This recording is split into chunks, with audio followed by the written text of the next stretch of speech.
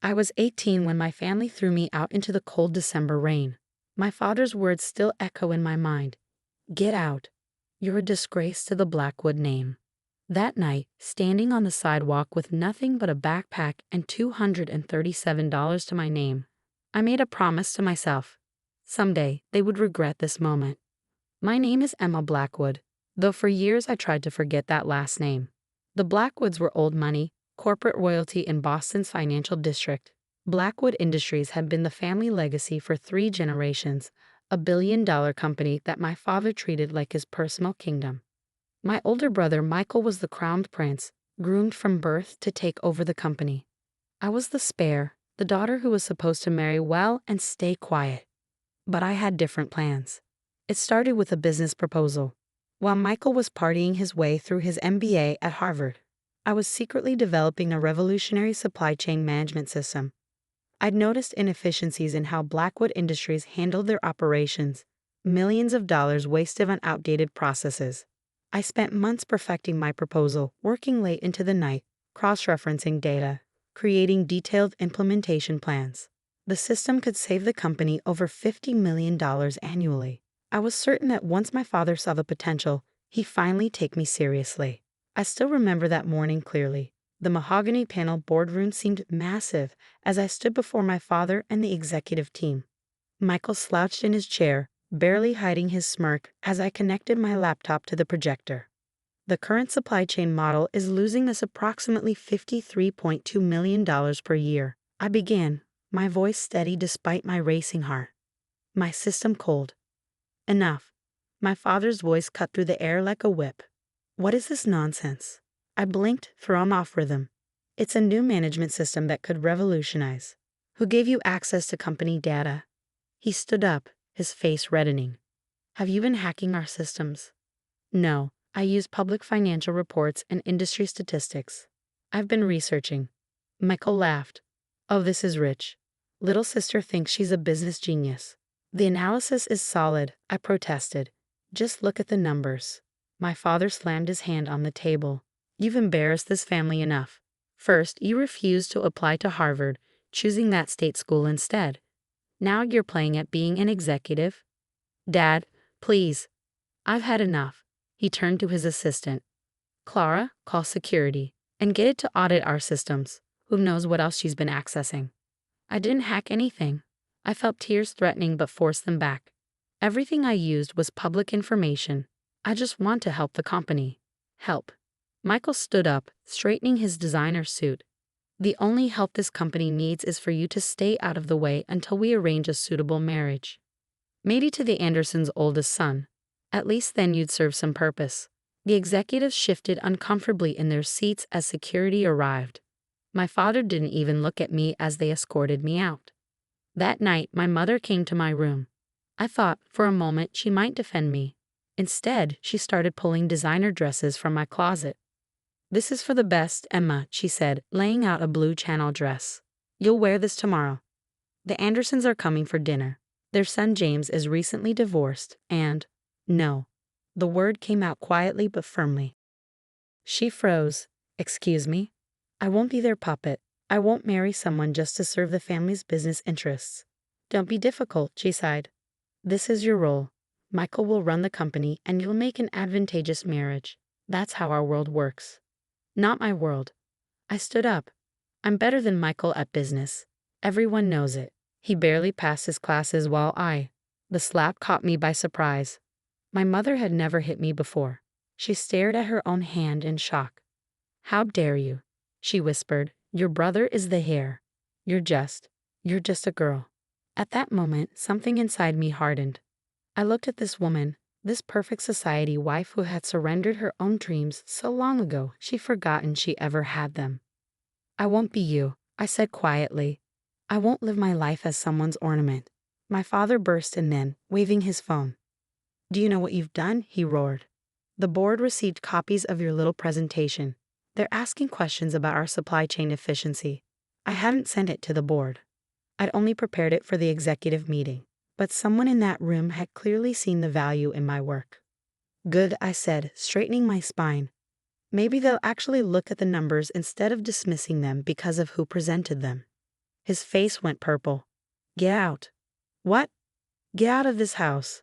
You're a disgrace to this family. If you want to play at business, do it somewhere else. But you'll do it without our money, without our name, without our support. George, my mother gasped. You can't. She's made her choice. He turned to me. You have 10 minutes to pack whatever you can carry. Then security will escort you out. Michael appeared in the doorway grinning. Should have stuck to planning dinner parties, sis. 10 minutes.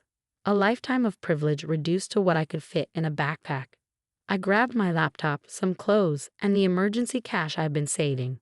As security led me to the front door, my father held out his hand. Phone and credit cards. They're company property. I handed them over silently. He didn't know about my second phone, purchased with my own money, or the prepaid card where I'd been storing my freelance coding earnings. Remember this moment, he said coldly. When you're sleeping in some cheap apartment, working some menial job, remember that you chose this. I will remember, I promised. And so will you. The massive oak door slammed behind me. Rain soaked through my jacket as I walked away from the only home I had ever known. But with each step, my resolve strengthened. They thought they were ending my story. They didn't realize they were just starting it. I took the bus downtown to the only person I could trust, my computer science professor, Dr. Sarah Chen. She'd been a mentor to me throughout college, recognizing my potential when everyone else saw only my gender and last name. Emma. She opened her door, taking in my rain-soaked appearance and backpack.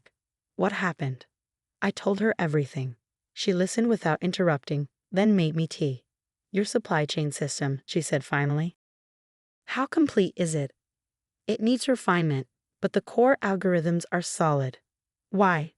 She smiled. Because I have friends at Atlas Industries. They've been looking for exactly this kind of innovation. Atlas Industries, one of the fastest-growing technology companies in the country, known for disrupting traditional industries with cutting-edge solutions. Also one of Blackwood Industries' biggest emerging competitors. They'll never hire me, I said. I'm 18 with no degree. They'll hire you because you're brilliant, she interrupted. And because that system of yours could transform their business. The fact that you're a Blackwood, well, that's just an interesting footnote. She was half right. Atlas did hire me. But not as an executive. I started in their aita department, working late nights and weekends to prove myself. But I had something my family never gave me, a chance. Within 6 months, my supply chain system had caught the attention of Atlas's CEO. Within a year, I was leading my own development team. Every success, every innovation, felt like a step further from the Blackwood name and closer to who I really was. I legally changed my last name to Chen in honor of the professor who believed in me. Emma Chen. It felt right, like shedding an old skin. The years passed in a blur of hard work and determination. I earned my degree while working full-time, then an MBA from Stanford's Knight program. My supply chain system, refined and expanded, became Atlas's competitive edge. When other companies started offering millions to license it, I used the royalties to fund my own ventures within Atlas. I never looked back, never checked on my family. But I knew they were watching. How could they not? Every business magazine that covered Atlas's meteoric rise mentioned me. The young innovator revolutionizing corporate logistics. Michael's wedding made the society pages. He married a senator's daughter, a perfect political alliance. The photos showed him looking bloated and smug, riding his family name to mediocre success. When Atlas's CEO announced his retirement, I was ready. At 30, I became the youngest CEO in a company's history. The headline in the Financial Times read, Tech prodigy Emma Chen takes helm at Atlas Industries. I kept the clipping, not out of pride, but as a reminder of how far I'd come from that rainy night when they threw me out. Now, 12 years after leaving the Blackwood mansion, I sat in my office at Atlas Tower, looking at an acquisition proposal. Blackwood Industries was struggling. Their outdated systems bleeding money in a digital age. Their stock was plummeting and they desperately needed a merger to survive. They had no idea that the CEO they were meeting tomorrow, the one they hoped would save their company, was the daughter they'd thrown away like trash. I picked up my phone. Janet confirmed the meeting with Blackwood Industries for tomorrow morning. Yes, Ms. Chen. Will you want the full board present? I smiled, thinking of my father's face when he realized who he'd be negotiating with. No, I said. This is one meeting I'd like to handle personally. The Atlas Industries boardroom was nothing like Blackwood's traditional mahogany cave. Floor-to-ceiling windows offered a sweeping view of Boston's skyline, and the sleek glass table gleamed in the morning light. I'd chosen this room carefully. They needed to see how far I come. I reviewed the numbers one last time. Blackwood Industries stock had dropped 60% in the past year. Their outdated systems were exactly as inefficient as I predicted 12 years ago, bleeding money while competitors embraced digital transformation. They desperately needed this merger. Ms. Chen, my assistant's voice came through the intercom. The Blackwood delegation has arrived. I straightened my Armani suit. Send them in. The door opened, and there they were. My father, his hair now completely gray, still carrying himself like corporate royalty despite his company's decline. Michael, heavier than in the wedding photos, his designer suit straining slightly. Behind them, a team of lawyers and executives I didn't recognize. They hadn't recognized me yet. Why would they? The Emma they knew was a teenage girl in preppy clothes. Now I was Emma Chen, the CEO who turned Atlas Industries into a $50 billion tech giant. Welcome to Atlas Industries, I said, standing. Please, take a seat. My father extended his hand. George Blackwood. Thank you for meeting with us, Ms. Chen. Your reputation precedes you. I shook his hand firmly, noting how his eyes widened slightly at my face. A flicker of recognition, quickly dismissed as impossible. Michael was less subtle. He stared openly, his brow furrowing. Have we met before? You look familiar. Perhaps, I smiled.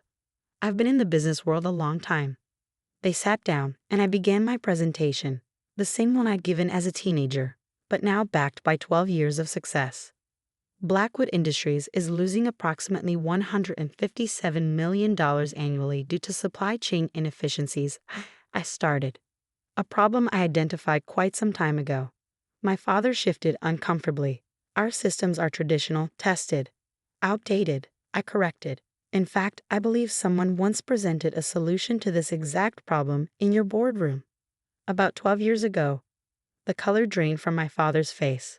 Michael's mouth fell open. Emma, he whispered. I continued as if I hadn't heard him. That supply chain management system, the one you dismissed, it became the foundation of Atlas's success. We've licensed it to over 200 companies worldwide. Well, not Blackwood Industries, of course. You were too proud to admit you needed it. My God, my father breathed. Emma, you're Emma Chen. The same daughter you threw out into the rain? Yes. I met his eyes coolly. The same disgrace who built a company worth 10 times what Blackwood Industries is worth today. The lawyers exchanged confused glances. This clearly wasn't the meeting they prepared for. Why didn't you tell us you were? Michael started. That I was who? The sister you mocked? The daughter you disowned? I pressed a button, and screens descended from the ceiling, displaying Blackwood's financial data. I wanted you to see exactly what your arrogance has cost you. My father's face hardened. If this is about revenge, this is about business. I cut him off. Your company is failing. You need this merger to survive.